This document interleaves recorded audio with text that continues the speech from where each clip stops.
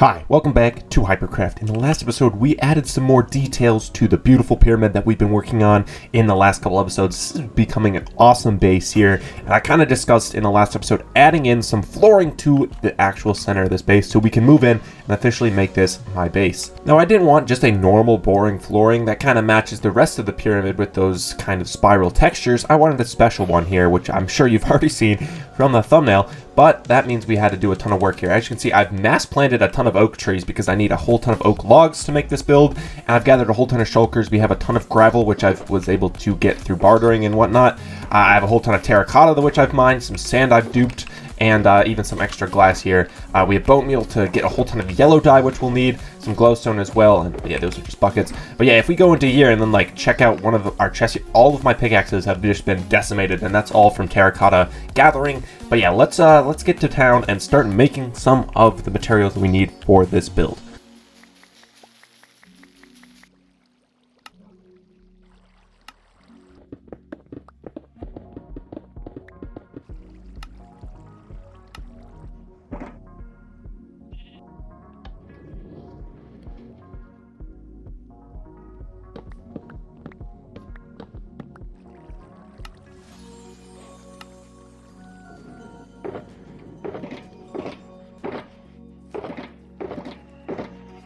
Done, I think, with the entire flooring. Didn't really time-lapse that because it's such a slow process the way I had to build this. But there we go. It looks really cool, and I haven't really even tested how it looks with the rockets. Oh my gosh, that is such a game changer. And I really like how we don't continue this kind of sand pattern inside. And if this was a pyramid, you know, used by like pharaohs or whatever, they'd have a nice interior to a sandy outside. At least that's how I like to imagine it. So I definitely like the way we have it on the inside here. However, if we turn off the gamma brightness, it's still very, very dark in here. Even though it is dark outside, it shouldn't be this dark in here. I think we need to add some more lights, or maybe even holes in the top here. So if we fly up here, and this is only 1 block thick, like if we destroy this, yeah, we can see the inside here. So I might put in some glass here. That way we get some more light. And I think even if we do all of these lower sections, it should look all right. So now my gamma is off. As you can see, this area, very dark, but everything else, a lot of light in here, and it's starting to look a lot better for the inside of this area. Now, I still have no idea what I want to do for the center area, and I still have all the space below me, which I haven't been using yet, so I'm still debating whether or not to use it. Wow, this looks really cool as well underneath. This is kind of cool. This is a cool effect. So yeah, we definitely could do some stuff below as well. So this is definitely a good area to kind of stop with the base. Well, I was going to stop. Actually, I just came up with a new idea. Let's add that.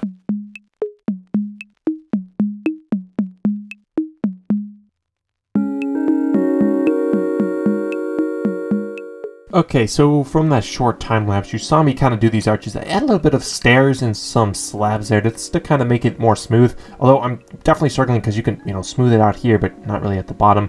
Maybe try adding walls or something. I don't know. I'm still kind of working with it. I still really have no idea what I want to do for the interior here. I don't know whether to do another spiral pattern or put a pattern like this up there. I still don't really know what to do in this middle section. But for now, I'm definitely happy with the way the inside of this area turned out. But with this all done, let's work on the outside of the pyramid a little bit more. This still is very sandy, and it's basically just smooth sandstone. I've added the stairways in here. I do think we can try and put maybe some types of leaves or some water elements in here and just kind of test it out. If we put water in here, obviously this would all be water sources. It could like look really nice, just a little bit of blue.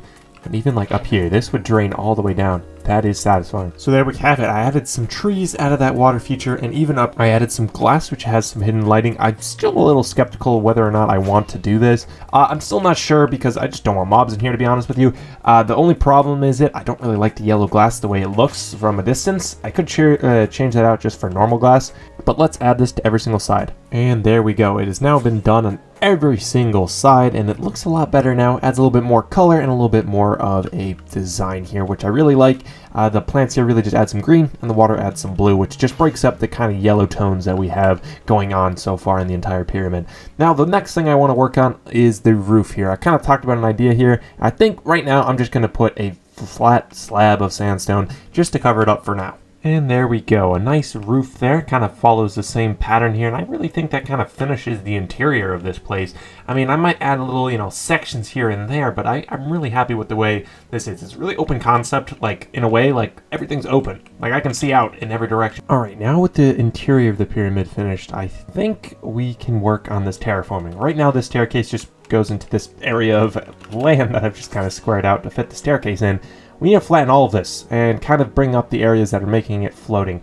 I think another awesome touch is using the leftover sand that I overestimated for the amount of glass we needed and kind of make all of this sand. Like this is all grass right here. Approximately 10 hours later. And just like that, this entire area has been terraformed. As you can see, these clumps of sand was my attempt of trying to break up the flat land that was once here. Again, there used to be a mountain here that's just all been flattened, and I realized it's too flat, so I tried to put some areas. I'm gonna have to do a lot more terraforming, probably in between episodes, to repair a lot of this area, but I just didn't have the heart in me to actually make good amount of terraforming here. Even here, I went below the ground just to kind of make things look a little bit more natural. Like over here, it looks really good, and even over on this side of the pyramid, it also looks pretty good. So yeah, I definitely don't have as much time as I thought I would to finish this, but this is taking me like 3 or 4 days, an hour or two every day, just to kind of finish this terraforming. And I have my utility box on hand here because my tools have absolutely been decimated. The shovels are both just absolutely gone. Same with the pickaxes. This was mostly from the terracotta mining and some of the other stone mining here. And then this one, which is telling you to like the video, is also pretty gone. We even had to make a new shovel here named Richard to get the rest of it. But going up to our times used here, our smooth sandstone is 58,000 and sand is now at 22,000, which is a lot of it being placed in here, as well as dirt and stone, which was kind of my whole underbelly. I say underbelly because to make the sand float here, I had to just put stone everywhere to make it kind of work. And even over here, there's dirt layers here that kind of have all the sand on top of so it can fall down. So that's why sand in here are so high. So it just really puts in perspective how many blocks I'm placing for this build. But with that, I'm going to call an episode for today. If you guys liked the video, make sure to leave a like. If you liked it, make sure to subscribe. Thanks again for watching. Stay tuned for more.